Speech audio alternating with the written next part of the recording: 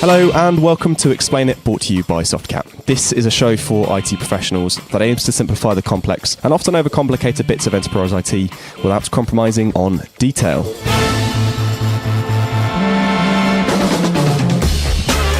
I'm host Michael Bird, and over the next 30 or so minutes I'll be challenging our panel of experts to take a different area of the IT ecosystem and of course explain it. This week we're going to be looking at how an organisation might deal with a security incident and highlight the ways an organisation should and importantly shouldn't respond. So to take us through how to deal with a security incident are Mark Overton, Softcat's Information Security Officer, Adrian Richings, Softcat's SIEM Lead, and Adam Louca, Softcat's Chief Technologist for Security.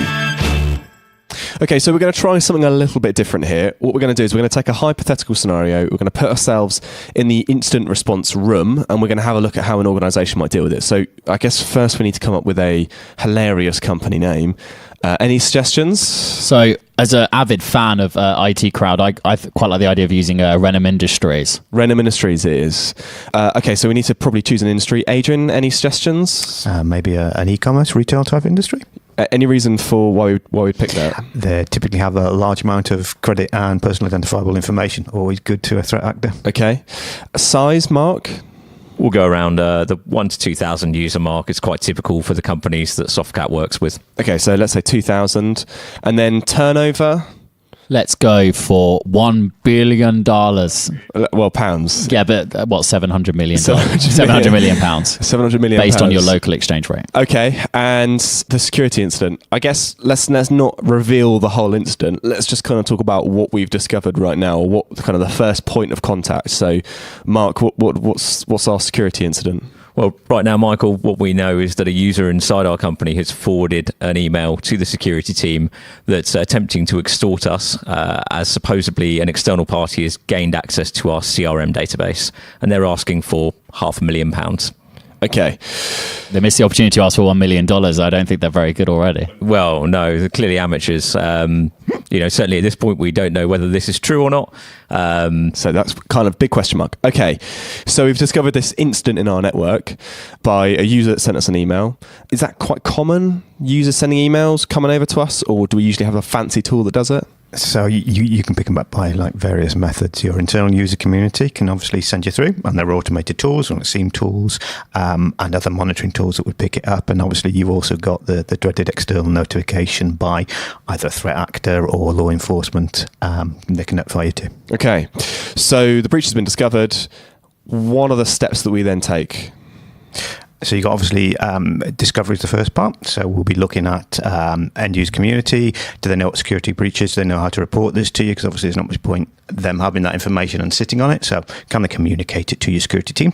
Obviously you've got like SIEM and automated tooling, which would helps with your discovery activities. And obviously you can also empower the end user community themselves to do that weights and measures check with them, like with champion users. That helps you do that verification check. So they're not just picking up something and firing it. They might actually be doing some weights and measures check beforehand to say actually this is or isn't a security check. Depends on how comfortable you are within your organization with empowering your users. I guess, Mark, I know it's something you've been working very heavily on within Softcat is around getting our security culture in the right place, and I guess one of the things I know that we've had a discussion about is that users look to champions or look to people who obviously to have more knowledge or more experience in the security area as guidance to what they should do with a certain piece of information. This all happens very locally. I guess what's your view on how important that function is in terms of making sure an incident actually eventually gets back to the security team? Well, you certainly don't want to discourage the reporting by the users. The flip side to that is many companies, probably like ourselves, will see some users, certainly recently, reporting emails to us from unknown third parties who are asking for their consent to keep their data past the enforcement of GDPR. But actually, in many cases, the users don't recognize these companies and they see it as an unknown company sending them saying, we've got your data, is that okay? And they'll report this to us as a potential security incident. So it's challenging. You're always going to get a volume, but I think most security professionals would agree they'd rather see anything the users weren't comfortable with. But there's certainly value if you can get some champions maybe in local offices and so on who users feel comfortable engaging with to validate this stuff. Yeah, for sure. And I guess in our scenario, Mark, you said previously that the first sort of notification we've had that we've potentially got a security incident on is that an internal member of staff has forwarded us this email. What would typically be the additional things we might want to discover about the email, I guess, Adrian, that might help us moving on to the sort of the next stage, which is verification? So you probably want a copy of the original emails with headers and stuff intact, because that's normally a good starting point. Okay, that makes sense. And I guess you kind of want to get that either directly from the user or the mail server, right? Is there any other places you might want to start to discover information from? So obviously, assume you've got the email itself. If it's got any URL or contact information with that, again, you can start going off and having a look around that as well.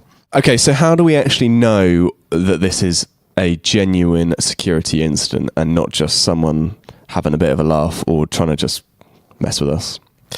So you're obviously going to have to try and validate that information you've got. So you'll have the traditional what constitutes security incident. I'm quite old school in the fact it's the CIA triad. Obviously, everyone's heard about it: confidentiality, integrity, availability. Obviously, if you've got any of those potentially influenced by this, that's a potential security incident. Confidentiality and integrity are obviously the two big hitters in that space. In the case of our extortion, you're going to be looking at the information within that and the quality of the information. So just go through that triad again. So confidentiality, integrity, and availability, CIA. So you look at those three things and you say, are they ticking any of those three boxes? And if they are, then it's a potential security incident. Availability is the one that's a little bit grey because you have operational incidents that affect availability. But definitely, if it's affected confidentiality and it's affected integrity, it's a security incident. Yeah, I mean, this is the stage now where the rubber really hits the road, and we go from verification of an incident, which is day to day for most organizations with a security team, to verifying that an incident has actually occurred, which in the case of losing a large amount of data like we're talking about here is not something people are used to dealing with in many circumstances. So once you discover and verify that this has actually occurred, then the tone completely changes. Everyone has gone from doing something they're used to doing day in, day out to something which they were hoping was never going to happen. And I guess from that verification perspective, if we're looking in our scenario that we've received this email from an external party who's claimed to have got a copy of our CRM, I guess we're looking for sample data to verify they actually have that copy of that database. Yeah, you definitely want to sample data. You'd use this then as your fingerprint to go looking within your environment to say what systems hold that data, and therefore what potentially those systems could have been compromised. It could be the source of this breach. There could also be your if you've got watermarking or other types of information embedded in your systems, you can actually give me the particular line for whatever your watermarking sample is, and that will allow you then to categorically confirm whether it is your set or whether it's one that's been amalgamated from one of the various breaches that are out there on the internet. I guess that's interestingly probably got harder and harder to uniquely verify that it is actually your data, especially as you say now with so many instances, billions and billions of records out there, and they're just the ones that are, I guess, widely known about, let alone the stuff that probably trades hands through various nefarious markets. Absolutely. Well, I mean, if the attackers are being helpful, they may well point you to a token inside your environment, say a text file on a server, with information that could only have been put there by them. In those circumstances, again, stuff gets serious pretty quickly. Yeah, that's probably pretty scary. You've been compromised by such and such a group as a text message on the desktop is fairly upsetting. So we've discovered it. We have verified. Is it now the time that we try and fix it? Or is there something else that we do first? So you've got to spin up the analysis bit now. How has this thing happened? What's gone on? What's the scope? What's the impact? What data is at risk? Because obviously you got a data breach. You're going to have to inform, put my teeth back in, a whole lot of regulatory bodies. So there's a whole analysis chunk that now kicks in, and that'll involve getting all your support teams and all those teams that you might not necessarily deal with in a day-to-day basis, and getting them involved. So you kind of want to take a moment to think, having dealt with a few large incidents, that the instinct is to jump straight in there and start pulling up systems and grabbing logs and setting up rooms and pulling people in, and it all gets very messy and very uncontrolled quickly. So it's good to take a moment and just plan out, based on the information you've got, what steps should I start? And it cannot change in the future, but right here and now today, with the information I've got, who do I need to talk to? Who do I need to pull in? What system should I start looking at? So take that moment just to have a pause and a think, because that generally catches people out. Yeah, so at this point, it really does show if you've thought about what might happen in this scenario and actually written out a playbook, a run book for how you're going to respond to it. Many organizations haven't, but at the bare minimum, everyone should at least know, if they get out of their depth, who they're going to contact, and ideally have spoken to that company before. You hear about incident response retainers. They're exactly for these scenarios, to the point where you have a true validated breach, but you don't keep the resources in-house to deal with it well. At least then having a third party who knows, has you listed as someone who will call them for assistance, so you can get going much faster if you've got that plan. That's interesting. So you pay a company just to kind of sit there ready and waiting for if an incident happens, and then you call them all in, and then do they come on site and kind of take over like the CIA with big black briefcases and clear the decks and say, right, we're here now, we're going to fix it? Or is it? You'd have a retainer, so either by hours or by days or whatever. And yeah, you'd say at a certain engagement point, this is where we'll take the incident, package up with the information we've got and hand it over to you, and you'll run it on our behalf. So say if we're going back to the scenario, it's quite simple. You will have had this notification, and hopefully you'll have got your subset of data, and you go, right, which systems have this subset of data in it? Let's go and identify those. And then you'll literally go off and do an analysis of each of those, either yourselves, or if you've got a retainer, you'll get your forensic guys in, they'll come in, they'll take images of the systems, and they'll look for indications of compromise. And they should confirm or rule out those systems as having your samples set in them as well. So basically say, yeah, that's a potential system that could have been compromised to do this thing. No, actually, the data in our sample set, only 9 of the 10 records exist in that system. Thus, it can't have been that system that was compromised, or it couldn't have been wholly that system. And basically, you'll look at trying to remove systems from the scope of could have been breached, and eventually you'll end up with a handful, and that's where you'll focus most of your attention. So is it at this point we understand what's happened?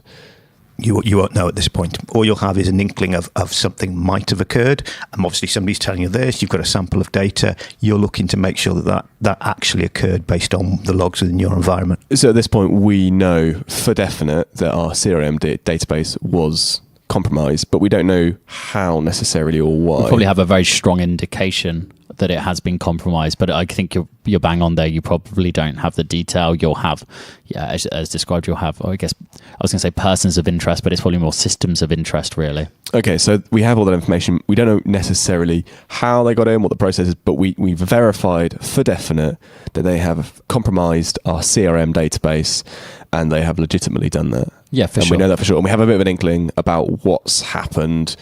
What do we think our inkling is? I think in our scenario, I think we've been given the verification that they've left a text message document on the server in question that contains the CRM database, which has got the verification. And then we've started to perform some initial analysis on that. So we've looked at when that was written, who that was written by, just started to look at some of the metadata. Who was logged in at the time, what processes were running, that type of stuff. Yeah. Okay.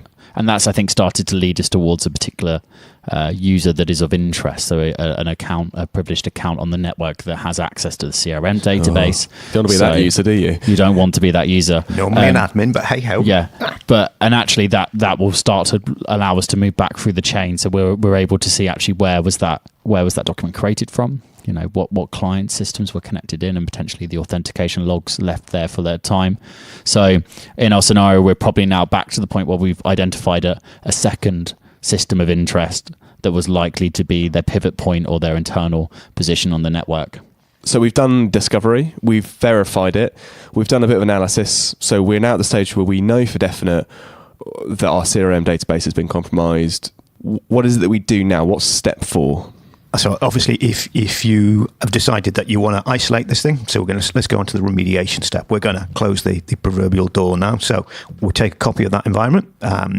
You want to take a forensically sound copy, and ideally you want to do obviously live memory capture. That's one of the more advantageous bits of forensic capture. If you can get that, it's not as easy, but it's good to have because it gives you what's running as well as what's on disk. And then obviously you'll take, if there are other systems that are implicated in this compromise, then obviously you do the same thing. Go grab forensic copies of those. And then the CRM system, you need somebody that will be suitably empowered in the business. Say, look, we've got the system compromised. Here's the risk associated with it. Are you happy for us to wipe, reload it from backup, or wherever it is that the recovery plan for that particular system is. But yeah, somebody's going to need to sign on that, because your lowly analyst, that's the security analyst that's running the incident, he ain't going to be empowered to sign that off. So yeah, you're going to have to go back to the business and say, this bad thing's happened. This is what we'd like to do to recover it. Here's the cost and implications of doing that. What would you like to do, Mr. Business? Mr. Renham. So step 4 really is to try and fix the incident. Or is there another step after that, which is really fix it? Or is this just, this is the time where we try and fix it, boot everyone out, that kind of thing? There's going to be some real tough decisions inside any business at this point. So, in our scenario with the CRM, you are going to be talking about turning that CRM off and disrupting business operations. It's simple maths generally. If the attacker's threat actor is demanding £500,000 and you're a £20 million a day business, they might choose to pay it. Wow. Yeah. Extortion. I mean, it's standard extortion. At the end of the day, it's a risk reward kind of value triangle, really, and you've got to make a call. I think very interestingly, any companies that operate within global reach or have to send people out to hostage environments or places where potentially you could get picked up by a group and be held for ransom will have plans for actually how much they'll pay and in what scenarios they'll pay. So that's interesting. So I guess what we're not saying here is that the ultimate outcome is to clear the security incident from your network. Actually, one of the options could be, well, actually it's going to be much cheaper, much quicker, much more efficient for us as an organization to just pay them. So there's two sides to this. There is how quick can I get back to functioning, which is essentially a cost avoidance scenario, because that's more about avoiding lost revenues than it is about actually impacting the security breach or security incident. If the security incident has happened, there is absolutely nothing you can do to stop or make that any less, because in the eyes of anyone outside the organization, even if you were paid the ransom and they said, don't worry, we've deleted the data, you can never take that as truth. So the data's gone, the horse has bolted, so to speak. But the next question is, how little can we spend to get us back making money in a known good state? Yeah, and you've got like fines and regulatory considerations as well in your cost model. It gets quite interesting at the top of the food chain. So going back to our scenario then, what is our response? What do we take? What are we doing? Well, I think we're pretty certain we're turning some stuff off in our environment. So someone in the security team will need to go up to senior management, advise them what has happened.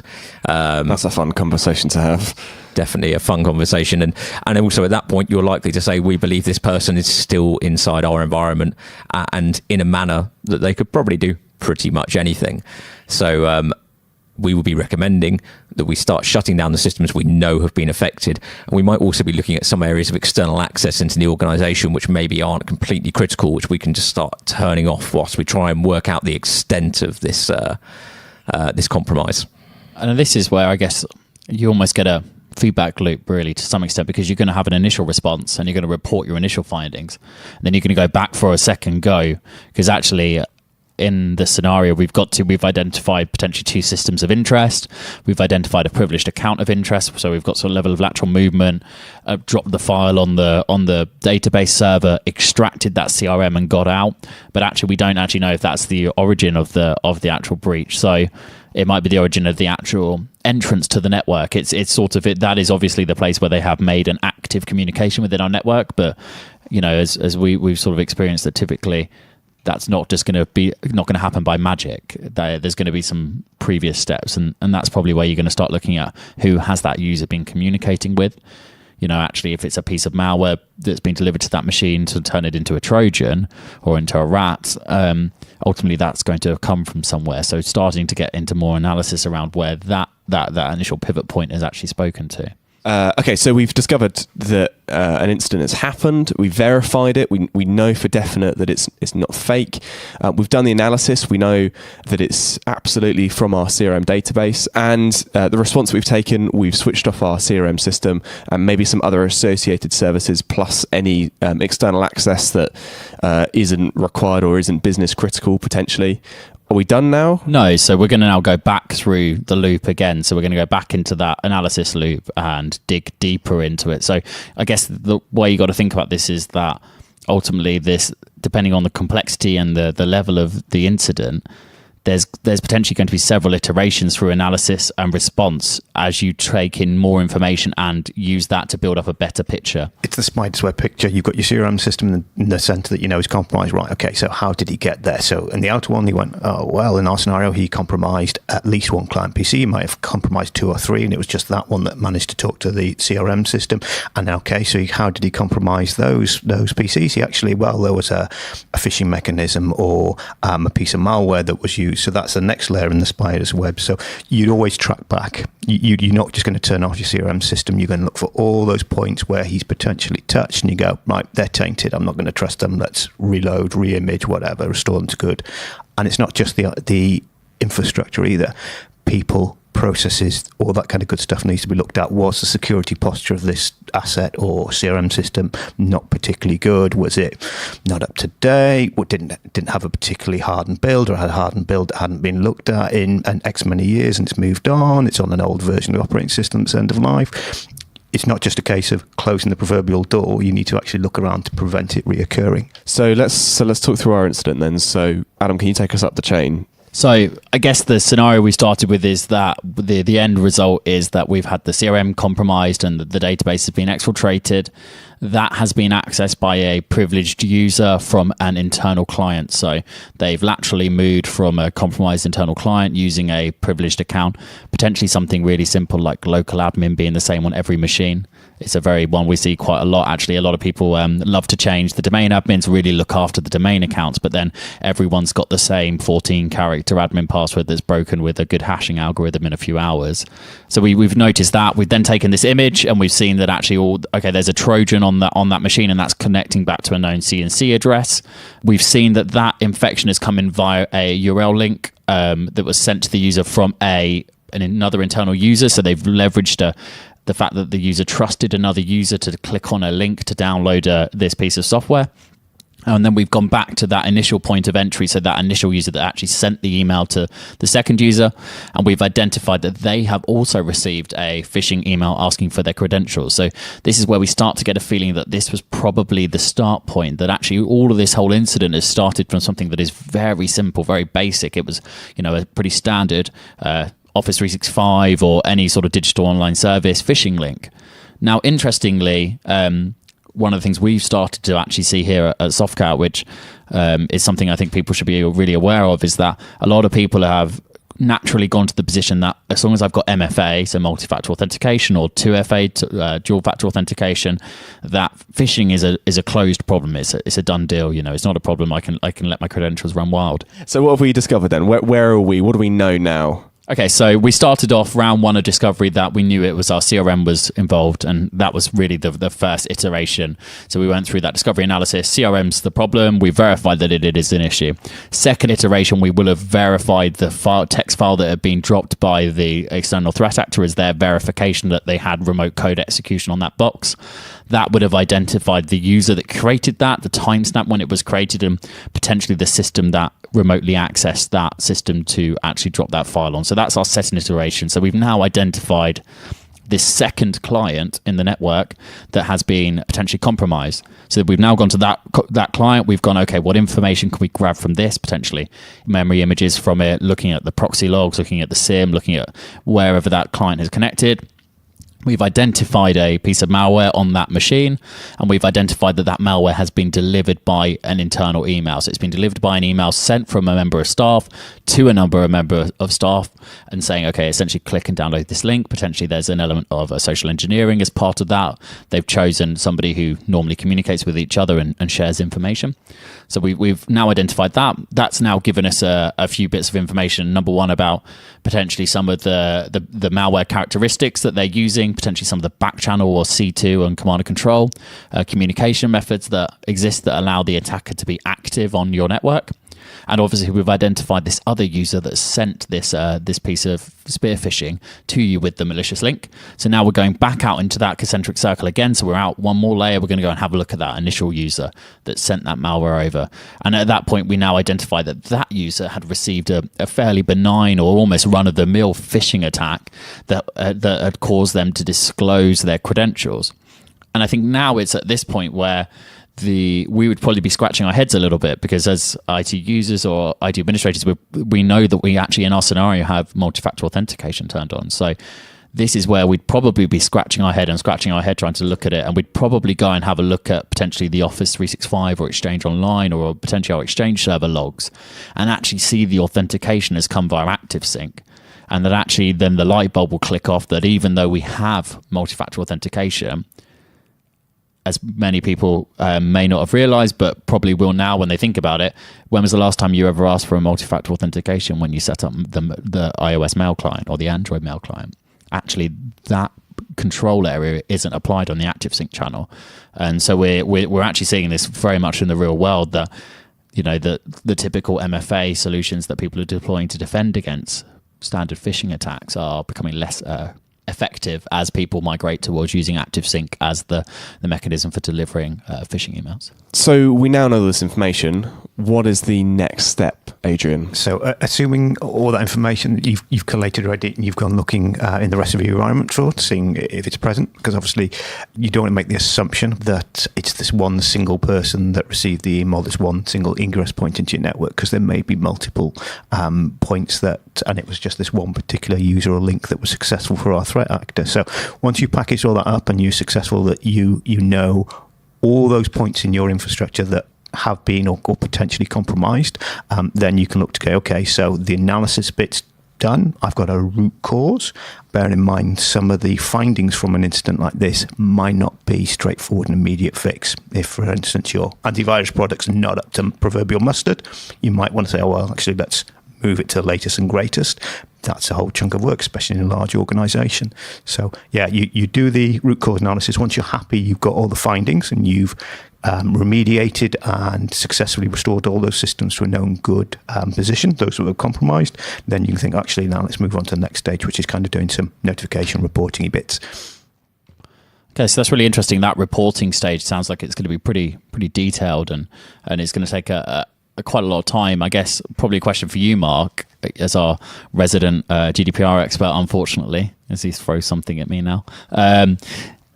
How does that fit with the breach notification timelines? Have you got a feel at all for the level of detail and you know the ability for you to actually get something to a supervising authority within that time frame? 72 hours for breach reporting from when you become aware of a breach, and that's quite a hotly debated position as well. You know, where do you define aware? For us in this scenario, I would say that moment we've validated that we have that text file on our server, we've absolutely become aware of it. Now, we don't need to provide a comprehensive answer within 72 hours of everything that has happened and all the data that's been affected. The key thing is that we start communicating with the ICO and tell them what we're doing. And as we find out more, we keep them updated. That's the important thing for organizations to do. No one expects everyone to have a complete IR scenario played out and done in 72 hours. In reporting bits, it's not all or nothing. Your reporting will be tailored to the audience. So, for instance, I'm assuming that your GDPR notification will come from your legal team. You may choose another part of the organization. As long as you defined it, that's grand. They'll be doing that. But your reporting to your senior manager will be very light and high level, whereas your reporting to your technical teams will be very granular, obviously, especially your incident response team will be getting full information. So reporting just isn't package it all up and send it to everyone and hope for the best. You will need to tailor your reporting to the stakeholder, the recipient, because obviously not everyone needs to know everything, especially in something like this. You certainly don't want it posted on your internal intranet site, but you might want to notify your users that actually that really innocuous phishing email that kicked it all off, there might be more out there. We might see further iterations of it if the threat actor comes back for another go. So you may want to do some comms that do awareness bits. So tailoring your reports is a key thing here, not just packaging it all up as a single magic bullet. Doesn't tend to work. We're talking about reporting internally, but in this scenario where we're Renom Industries, we're a well-known UK corporation, we're likely to have to report this externally too, and not just directly to the users who have been impacted, but potentially to the media. So who in your organisation is going to have that wonderful job of standing in front of a television camera and explaining not only what's happened, but what you're doing about it and why your company should not be dragged through the coals, when it's very likely that there's very limited information that the team has been able to provide you at this stage. I think interestingly, the the ability to perform that job effectively has a massive impact on the long-term reputational damage an organization has. I mean, I've seen a number of security incidents where you end up actually coming out of it positively. So you look at something like LastPass, or which was a very pretty minor breach, but actually was still a breach. You know, their ability to grab enough information to allay fears for what is a potentially very sensitive service for end users, you know, password vaulting, actually saw them come out of that incident positively. They were seeing that they were articulate, that they had a good grasp on how to deal with incidents. They knew enough information to come back to users immediately, and they took steps that were industry recognized as best practice in terms of resetting passwords and alerting people, even though they were fairly confident that there actually wasn't a major impact to private data. Okay, so the incident has happened. We have communicated it out. We've figured out what's happened. Is that it? Do we go home, crack on? There's a post-incident, the last step, post-incident review, PIR. So step 6 then, Yeah. Post-incident review. Yeah, so effectively, this is the bit that goes, right, okay, we've had this incident, we're still here, we're still being employed, the company's still viable, it's all good. You go back and say, okay, what went well? What didn't go so well? What could we have done better? If you had any challenges or there was any blockers or constraints within your organization, say for instance, let's take the example where we had a third-party forensic support, and actually the engagement information we got for the third-party support's out of date. So we actually had to ring around 10 minutes ago onto Google to find the website. Actually, PIR, I should say, contact information needs to be up to date so we can respond immediately, that type of stuff. So going back and looking at what went well and what could have gone better is quite key, because again, it goes back to that OODA loop where you go back and you do the whole improvement process bit. So PII is really important, and it's the bit that generally gets left off, because in the scenario where you're doing multiple incidents, it's like, okay, the incident's done because step 5, reporting, we put it all to bed. Oh, we'll do the PIR, post-incident stuff next week, and another incident comes along, and next week, you know, you just can't, your bandwidth's gone. So PIR is really important in my opinion.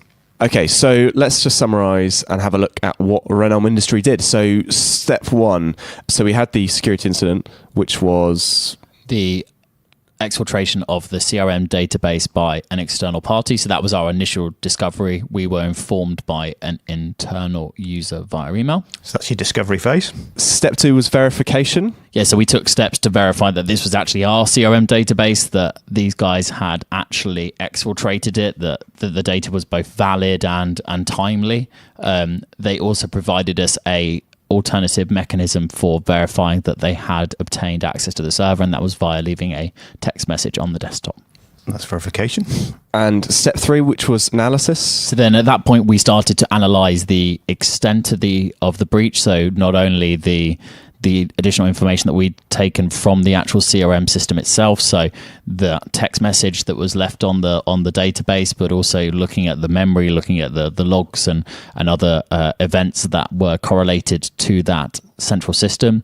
And from there, we then started to perform additional discovery as we tried to understand the extent of the incident. And then step 4 was the response.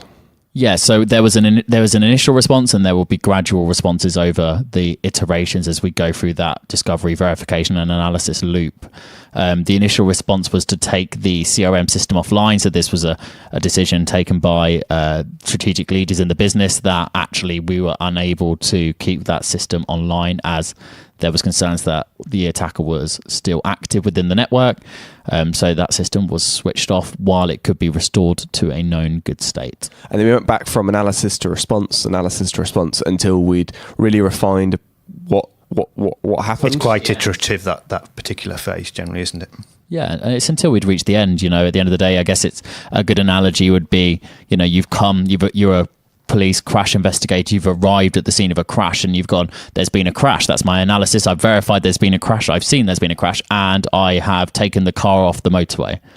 Well, if you stopped your investigation there, you'd never know actually how the car crashed. You know, was there other cars involved? You know, did it skid? Was there a mechanical failure? Was the driver drunk? You know, so it is constantly that iteration loop that gives you a more granular and more refined understanding until eventually you've reached that point where you've reached a root cause analysis.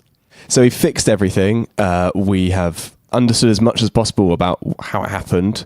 So the step 5 is the reporting. Yeah. What do we do for that? So you'd communicate out. You'd normally, as part of your incident, you'd have kept an incident log. You'd have had these are the steps that we were taking. This is the information that was found. This is by whom, and all that kind of good stuff. So you'd capture all that and you'd provide it in a format. Depending on who you're reporting going, would be depending on the granularity of that report. But assuming it's to your incident response technical teams, they would get a full workup. Says these are what they believe happened. Here's the evidence that supports that hypothesis. Then obviously you'd communicate that out, and then to your senior manager, your C-suite, you'd probably take a subset of that, effectively give them a summary of what happened. They'll obviously want to know implications, costs. Then the final step is a post-incident review. So just explain that one again. Yeah, so that's effectively your process improvement. You go back and you look at how well did this thing go?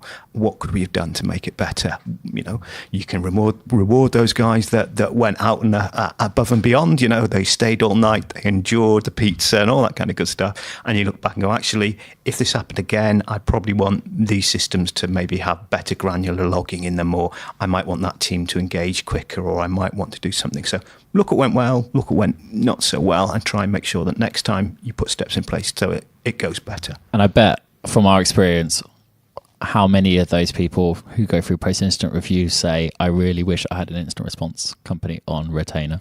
I really wish I planned what I was going to do before the incident happened. Yeah. Because looking back at it, it looks so much simple, perfect with hindsight. Yeah, 100%. What we're talking about here is not the realm of fiction. The reason we're all here in this room talking about it is because we all know firsthand of stories of mid-market businesses who this type of stuff has happened to. The attack chain we've covered is absolutely one that we all worry is something that could happen to every company, and we have seen happen to companies we work with. There is nothing in here that is overly fancy. Most of this stuff can be taken care of by a good security program that follows guidelines and frameworks like CIS and the 10 steps to cyber. Absolutely. Excellent. Well, Adrian, Adam and Mark, thank you so much for your time. It's been really interesting talking to you all. Listeners, if there's anything in the show that has piqued your interest, or if you'd like to talk to someone at Softcat about anything that we've talked about on this episode, please do check out the show notes. We'll put some of the stuff that we've talked about today, as well as some contact details if you want to speak to someone at Softcat. Please also make sure you click subscribe wherever you get your podcasts. And you've been listening